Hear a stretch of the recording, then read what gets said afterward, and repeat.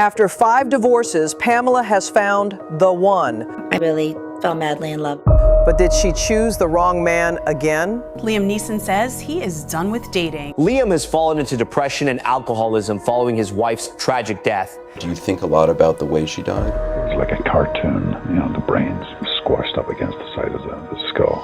When Liam said goodbye to the love of his life, he shut the door to ever loving a woman again.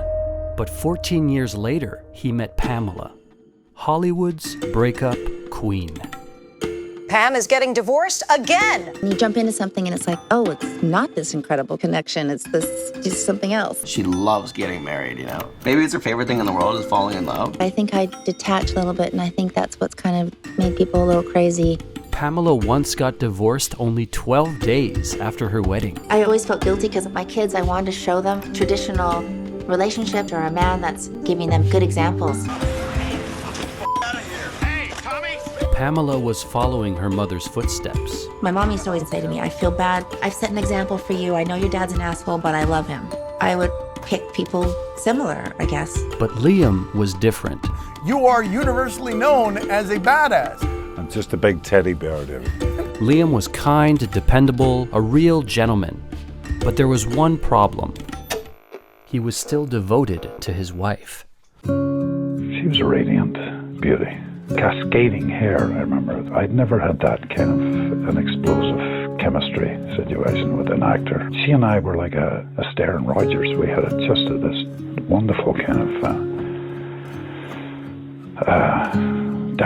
free dance on stage every night. A lot of people said that they saw them kind of fall in love on the stage. She always packed so much into every day, Natasha, that I think maybe she knew she wasn't destined to be on this earth for a long period of time. I have this charmed life of having a strong family life, and my 2 little baby boys and my husband. She cared for everybody. She has a motherly instinct. Just looked after us all, It's almost as good as it can get right now for you.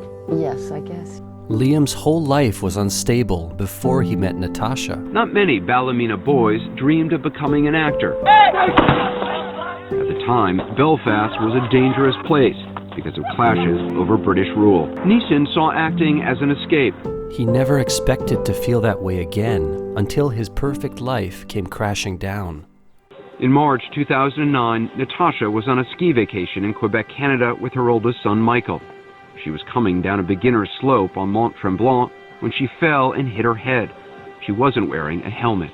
And then I flew up immediately, and this doctor showed me her x-ray, and you didn't need to be a rocket scientist to see what was happening, I was told she was brain dead, and seeing this x-ray was like, wow. I went into her and told her I loved her, said, sweetie, you're not coming back from this. You've banged your head. I don't know if you can hear me, but we're bringing you back to New York. All your family and friends will come. Do you think she had any idea about what could go wrong? No, of course not. Who would, Crippled by his grief, Liam buried himself into his work, but Natasha followed him wherever he went. He went back to work just days after Natasha's funeral, and he's worked nearly non-stop ever since. I'm not good without work. I just don't. I wallow too much, and I just didn't want to, especially for my boys, they seem to be wallowing in sadness or depression. There's periods when I hear the door opening. She would always drop the keys on the table, say hello. So anytime I hear that door opening, I still think I'm going to hear her, And then it's grief's like it's like a wave. You just get this profound feeling of instability. You feel like a 3-legged table. Just suddenly, the earth isn't stable anymore. Liam was desperate to be there for his son Michael, but he choked up when he needed him most. Bono was a pal, and he came around to have a dinner. And I remember he was sitting beside Michael, and just out of the blue, he said, what age are you, Michael? Michael said, 13. I said, yeah, that's the age I was when I lost my mum. That was it. And I could have kissed him for it. he was like saying, you know, I lost my mom at this age and I'm doing okay. And you will do okay too, you know. But Liam couldn't be vulnerable like Bono was, and so he left Michael to work on his violent action movies. Liam Neeson has developed a reputation for being one of the fiercest, most powerful performers in Hollywood. He delivers an intensity that resonates with audiences, but his professional success has come hand in hand with devastating hardship and loss. Then, a script about a widower and his son gave Liam one last chance to save his family. I have an English agent, and she had sent it over, and she said, listen, Liam, have a look at this. It scared me a little bit because it was very, very close to home. As if someone had just grabbed my gut and just twisted it. Liam had a chance to reconnect with Natasha once again. And she says, why do you want to do it? And I said something like, if I don't do it, I'll curl up and die.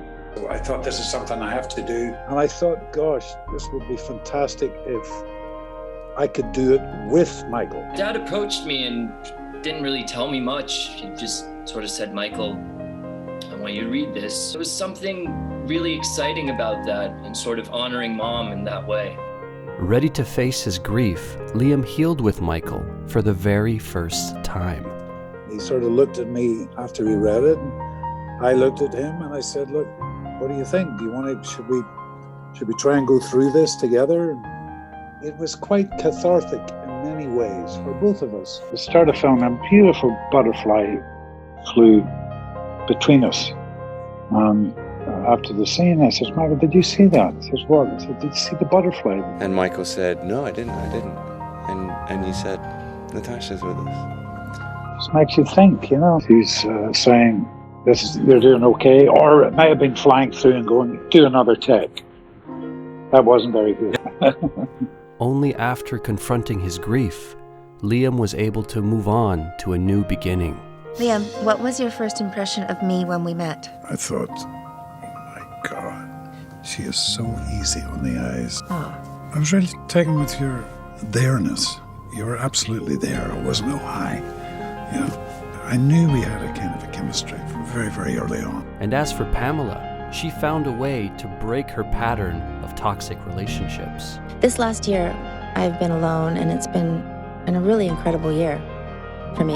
You know, just kind of going through, looking back and reflecting on everything, and you know, so it's been good. I mean, like, you have to be able to be alone too before you can be with somebody else. So I feel like I'm just kind of growing up right now. I've always been willing to change, but now I realize I just need to be more of me. And when you believe in yourself, other people start believing in you too. And it's a cliche thing to say, but as soon as I decided I'm good enough, then all this stuff just started happening. It was like miracle after miracle.